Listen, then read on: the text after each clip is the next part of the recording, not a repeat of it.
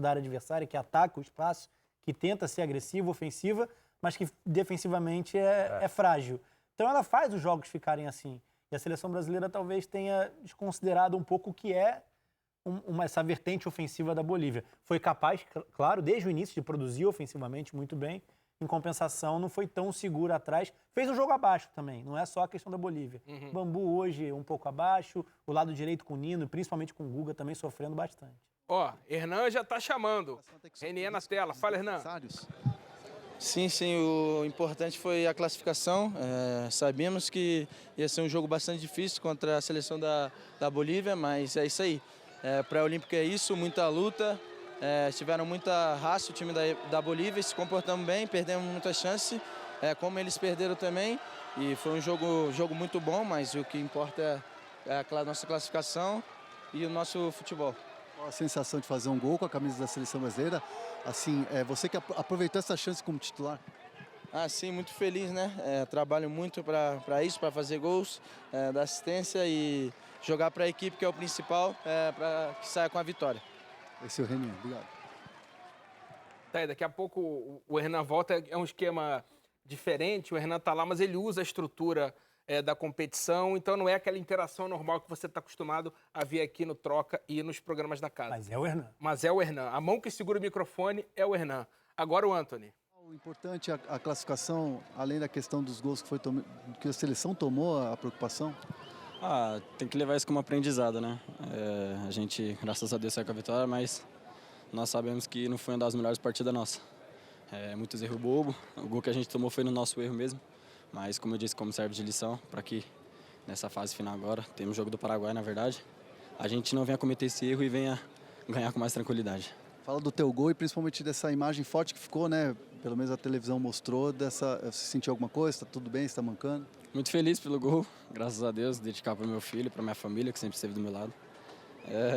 Pegou mesmo, eu tinha tomado a pancada do próprio 10 no tornozelo e ele acabou atingindo a segunda vez uma cravada no mesmo local. Tá doendo, mas agora é recuperar, focar no próximo jogo para que a gente venha vencer. Tá aí, Antony, que tem proposta do Ajax. O que vocês acham, hein? Vai ou fica? Fica ou vai? Tem um croquete maravilhoso ali no entorno do O famoso estádio. tem que ser bom para todo mundo, né? Eu acho uma saída legal se você imaginar que o Ajax trata bem jogadores com essa característica, esse perfil.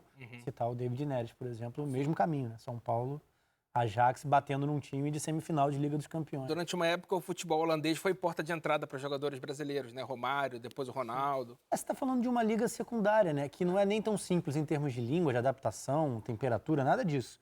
Mas que trata bem o jogador jovem brasileiro e que acaba tendo um nível mais acessível para essa afirmação no cenário internacional. É claro, se você chegar lá no momento de draga, onde os holandeses não se afirmam internacionalmente, é mais difícil aparecer, né? Estar na vitrine. Mas não acho absurdo, assim, que o Antony considere interessante esse caminho para chegar ao futebol europeu. Vamos ao jogador que teve carreira internacional brilhante, uma lenda do futebol alemão. E aí, Grafa? É importante chegar no mercado, como o Rafa falou, secundário, né? Não nos grandes mercados do futebol europeu, até para uma adaptação, né? Chega na mãe ali, né? Porque os grandes clubes europeus não estão vindo mais direto no Brasil pegar esses jogadores, né? Eles estão esperando essa adaptação, eles chegarem num clube grande. O Ajax é um grande clube na Holanda, na Europa tem o seu valor, mas ele não é o chamado top 5 clubes da Europa, ou seja, mas para ele é importante. E para o São Paulo também. O São Paulo precisa fazer caixa, precisa fazer dinheiro para dar uma equilibrada nas finanças. É uma perca considerável, porque é um jogador que está numa ascensão muito boa. Mas estava na cara que o Antony ia ser, entre aspas, usado para isso, né? Para assim que fosse possível ser vendido para equilibrar as finanças, como disse o Grafite. São Paulo precisava para fechar a conta de 2019, na verdade. É retroativo o problema, né? Pois é. E essa é a maior questão no futebol brasileiro. Se gasta muito, se gasta mais do que tem. A maior parte dos orçamentos prevê venda e vendas vultuosas de jogadores. O São Paulo vende bem, não é uma equipe que não revele, não é esse o caso, mas sempre projeta vendas consideráveis. E na última temporada não as fez. Então a saída do Valser era muito considerada exatamente por isso. Acabou não vendendo para o Bragantino e imaginou que poderia receber mais dinheiro. Só que ele acabou se lesionando, vai ficar um bom tempo parado, né? Praticamente 8 meses. E agora o Antony, que entra para 2020 Mas a gente sabe que em termos financeiros é para cobrir buraco do que não foi vendido na última temporada. Pô, morar em Amsterdã, jogar na Amsterdã Arena, comer o croquete ali fora, nada mal, hein, cara? Croquete, acho que Você bota a moeda, não, sério, em torno do estádio você bota uma moeda, sai um croquete, tem uma portinha assim, pum, Real. né? Pô, olha aqui, temos uma análise gráfica, fica me olhando com a cara de esfinge. Tipo, eu não sei o que ele tá pensando. Vamos pra análise tática. Você vai no telão ou você vai ficar aqui? É o Rafa, né? Não, aqui é o Você? Rafa, não. O Rafa tá Vai, assistindo hoje, Rafa. Roda, meteu um roda o casaco telão aí. e a gente debate aqui. Pô. Então vamos, é o gol do Antony, justamente, que está sendo observado pelos holandeses desde o ano passado e agora o Ajax voltou com a corda toda. Fala, Rafa. Isso foi lembrado na transmissão. É um gol invertido do que o Brasil fez contra o Uruguai no início do jogo também. O Antony construiu uma jogada pelo lado, ele não foi em linha de fundo, ele cruzou, batendo com o pé invertido e achou o Pedrinho invadindo a área, como elemento surpresa. Hoje, com o Reinier jogando de titular desde o início, o Brasil já tinha 2 jogadores com muita presença de área, né? O Reinier é praticamente um segundo atacante. Ele fica muito próximo do Matheus Cunha para chegar nessa definição. E a necessidade de, se você faz uma jogada de lado, com os pontas que o Brasil tem, o cara do lado oposto fechar na área como mais uma opção, né? A gente vê como a dupla de frente do Brasil atrai a atenção da dupla de zaga boliviana e vem o Antony no facão atropelando o lateral adversário para completar completamente livre, né? Dentro da pequena área. É porque normalmente nesses lances, né, o centroavante vai estar sempre marcado. O camisa 10, que ali seria o Reinier, entrou na área também, chamou a atenção dos 2 zagueiros. E os laterais normalmente não têm essa atenção que o zagueiro tem, né?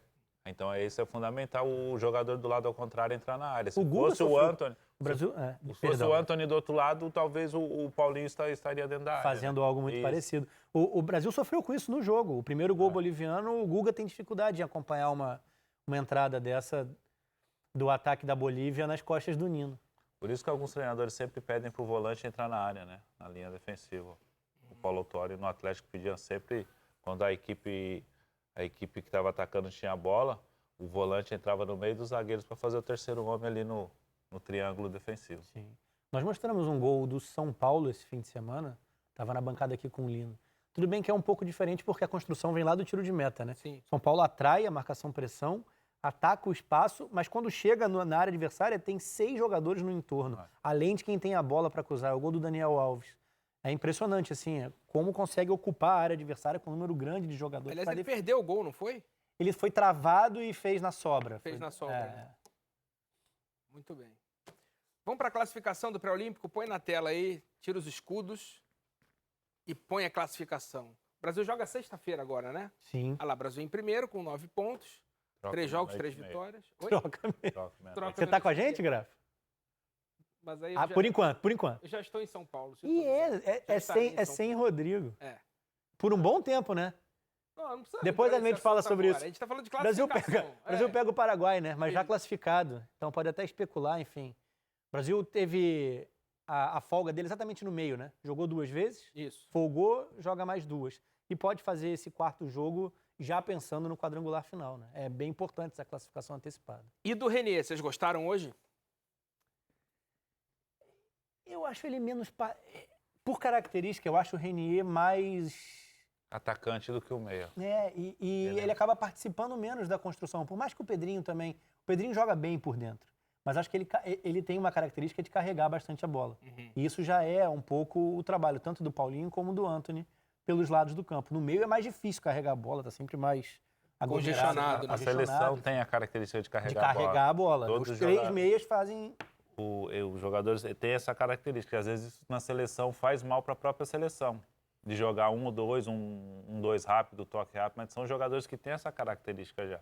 E o Reinier, por se tratar... O Reinier, eu prefiro ele jogar mais à frente como segundo atacante do que propriamente um meia, porque ele não participa da criação do Brasil. Eu nem acho que seja por falta de qualidade, não. Mas é que ele se sente muito confortável mais próximo à área adversária. Em vários momentos, o Sub-17 já acontecia muito isso. Na base do Flamengo, bastante também. O Lázaro tem um trabalho muito parecido, foi decisivo no Mundial Sub-17. Não está no mesmo nível, mas é um jogador que substitui em característica o Reinier desde que ele saltou essas etapas na base no Flamengo. E eles acabam sendo muito mais jogadores de chegada e definição do que de organização.